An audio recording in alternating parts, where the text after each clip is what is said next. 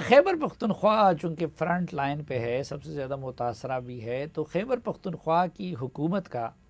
اور پھر وہاں پولیس کا، سی ٹی ڈی کا رسپانس کیسے رہا؟ عوامی توقعات کے مطابق تھا، ہے یا نہیں؟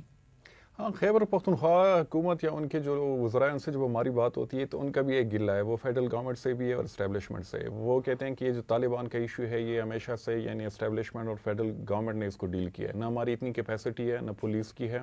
کہ ہم ان کا مقابلہ کر سکیں۔ تو وہ انتظار کر رہے ہیں اسٹیبلشمنٹ کا کہ نئے آرمی چیف کے آنے کے بعد کوئی تو آپ ان سے یہ نہیں پوچھتے کہ آپ کی حکومت کے ترجمان کی قیادت پہ جرگہ پھر کیوں جاتا رہا؟ اس وقت انہوں نے کیوں یہ نہیں کہا کہ یہ وفاقی حکومت کا مسئلہ ہے؟ وہ تو اپنے ترجمان کو بھی ڈسون کرتے ہیں، وہ کہتے ہیں کہ یہ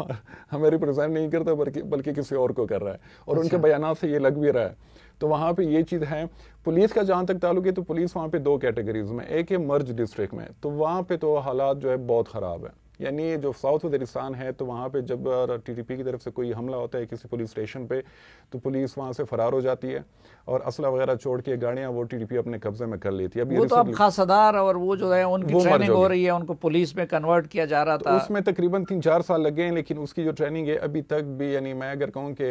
80% جو ہے وہ چیزیں ابھی بھی رہ رہی ہیں۔ ان کی حکومت نے 4 سالوں میں بھی یہ کام نہیں وہ کچھ نہیں ہوا، ریسورسز کی شدید کمی ہے، اور وہاں پہ ڈی پی او جو ہے وہ سب سے زیادہ ان کو اپنی سیکیورٹی کی فکر ہوتی ہے بجائے یہ کہ اپنی پولیس فورس کو کریں۔ اور دوسرا یہ کہ پولیس کی وہ کیپیسٹی ہے بھی نہیں کہ آپ پاک افغان بارڈر پہ اس کو بٹائیں کہ یہاں سے ٹی ٹی پی کے لوگ آ رہے ہیں، آپ ان کو روکیں۔ یہ سی ٹی ڈی کی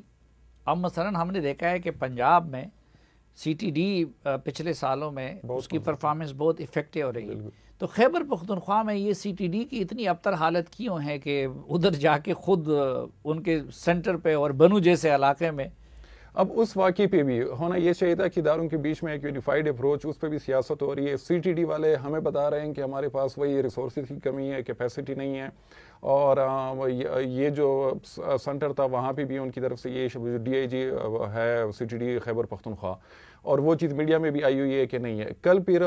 تیمور جگڑا صاحب ٹی وی پہ آئے، انہوں نے ایک بیان دیا ہے کہ نہیں، ہم نے سی ٹی ڈی کو کافی ریسورسز دیے ہیں، بلکہ ان کا بجٹ جو ہے ہم نے ڈبل کیا ہے۔ تو یہ جو انٹرنل ہے ڈویژن آپ کہہ لیں یا آپس میں جو اداروں کی لڑائی ہے، تو اس کی وجہ سے بھی ٹی ٹی پی جو ہے وہ فائدہ اٹھا رہے ہیں۔ اور دوسرا یہ کہ سیکیورٹی فورسز کے جو لوگ ہیں جو گراؤنڈ پہ ڈپلائیڈ ہے، وہ بھی یہی کہہ رہے ہیں کہ جب تک کوئی فیڈرل گورنمنٹ سے کوئی پالیسی ہمیں نہیں آئے گی تب تک ہم یعنی اس طرح نہیں کر سکتے کہ وہ اب صرف یعنی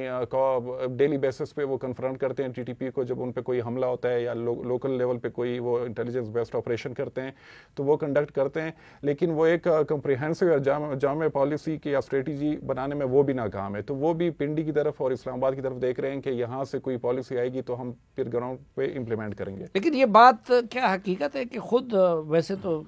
ہم دیکھ رہے ہیں کہ جو وہاں کے وزراء ہیں وہ صحافیوں کو بھی دھمکیاں دیتے ہیں اور بھی بہت کچھ کرتے ہیں، اور بڑے یہاں پہ آ کے جہادی اور بہادر بنے پھرتے ہیں۔ یہ جو کہا جا رہا ہے کہ جی بہت سارے وزراء اور وہ بھی